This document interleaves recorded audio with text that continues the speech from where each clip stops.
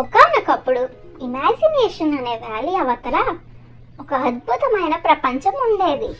సంఖ్యల రాజ్యం, the Kingdom of numbers.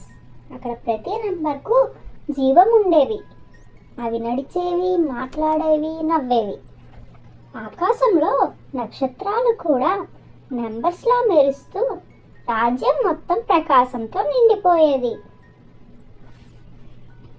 ఆ రాజ్యానికి రాజుగా ఉండేది జీరో. తన గ్రౌండ్ ప్రకాశిస్తూ పెద్ద బంగారు సింహాసనంపై కూర్చునేవాడు. ప్రతి సంవత్సరం రాజు ఒక పెద్ద పండగ ఏర్పాటు చేసేవాడు. లెక్కింపు పండగ, ద ఫెస్టివల్ ఆఫ్ కౌంటింగ్. ఆ రోజు రాజ్యం మొత్తం రంగులతో, దీపాలతో మెరిసిపోయేది. నెంబర్స్ అన్నీ వరుసగా వచ్చి నిలబడేవి. నెంబర్ 1 ధైర్యంగా ముందుకు వచ్చి నేనే మొదట అని గర్వంగా నిలబడి ఉండేది. నెంబర్ 2 తన జంట అడుగులతో నర్తించేది. నెంబర్ 3 బంతుల జాగ్లింగ్ చేస్తూ అందరినీ ఆశ్చర్యపరిచేది. నెంబర్ 4 స్క్వేర్ టవర్స్ని బిల్డ్ చేసేది. నెంబర్ 5 తన 5 వేలతో సంగీతం వాయించేది. నెంబర్ 6, 7, 8, 9 అండ్ 10 కూడా తమ తమ ప్రతిభతో ఆ రాజ్యాన్ని ఆనందంతో నింపేవి. రాజు జీరో చిరునవ్వుతో అన్నాడు, నా రాజ్యంలో ప్రతి సంఖ్య ప్రత్యేకం. ఈరోజు మనం కౌంటింగ్ ఫెస్టివల్ జరుపుకుందాం. అప్పుడు ఆకాశం అకస్మాత్తుగా నల్ల మబ్బులతో కమ్ముకుంది.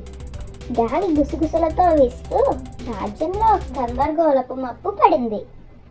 సంఖ్యలు ఒక్కసారిగా తమ క్రమం మర్చిపోయాయి.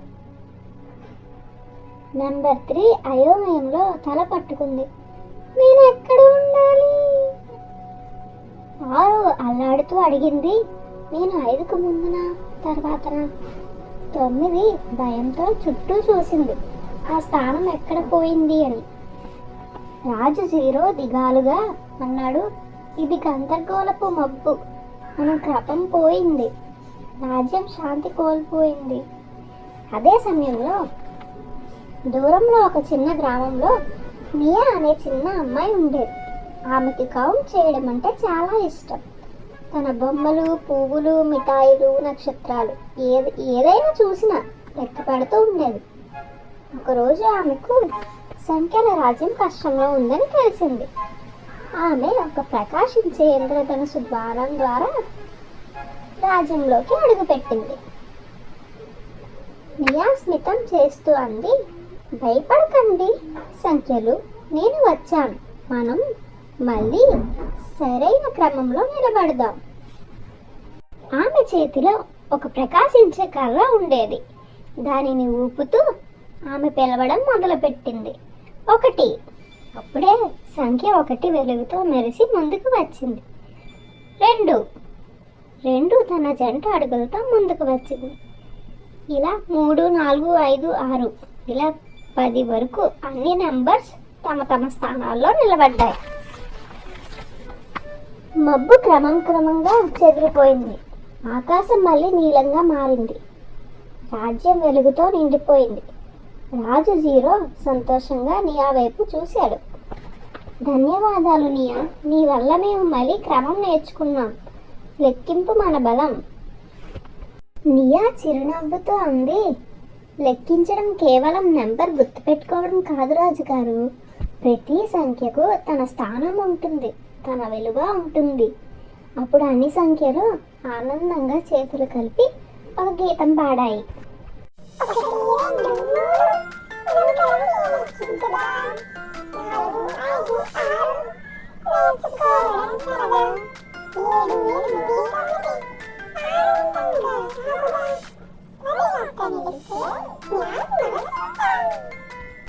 సంగీతం ఆగిన తర్వాత రాజ్యం అంతా చప్పట్లు కొట్టింది.